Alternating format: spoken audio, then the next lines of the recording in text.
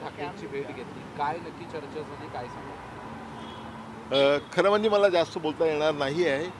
मात्र मी आत्ताच मातोश्रीमध्ये चर्चा संपून मी बाहेर पडतो आहे. माननीय उद्धवजी ठाकरे यांच्याबरोबर सविस्तर चर्चा झाली आणि त्या चर्चेला अ, अ, आदित्यसुद्धा उपस्थित होते आणि अतिशय चांगला आमचा संवाद झाला. सुसंवाद ज्याला म्हणता येईल तसा सुसंवाद झाला. आणि पूर्वी त्यांची अशी कल्पना झाली होती की हिंदीची सक्ती करण्यासाठीच ही समिती निर्माण करण्यात आलेली आहे.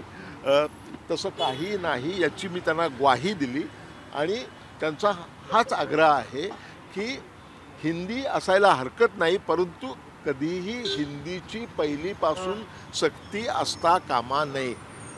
हा मुद्दा त्यांनी ठासून मांडलेला आहे की हिंदी असली तरी चालेल, परंतु पहिलीपासून सक्तीची हिंदी असता कामा नये.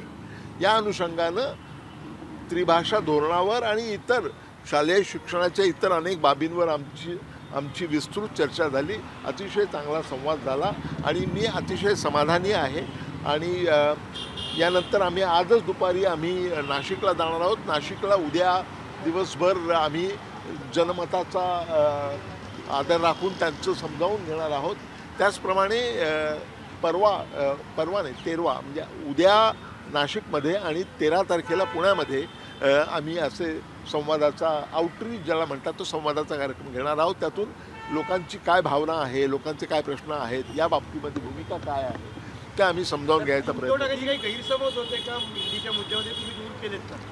त्यांचा गैरसमज असा होता की ही समितीच निर्माण केलेली आहे ती हिंदी सक्ती करण्यासाठी, आणि तसं नाही. हा निर्वाळा मी त्यांना दिला, तशी मी त्यांना ग्वाही दिली आणि त्यावर त्यांचं संपूर्ण समाधान झालेलं आहे असं मला वाटतं. आचारसंहितेमुळे मी जास्त बोलू शकणार नाही. अहवाल 20 डिसेंबरपर्यंत आणण्याचा प्रयत्न आहे.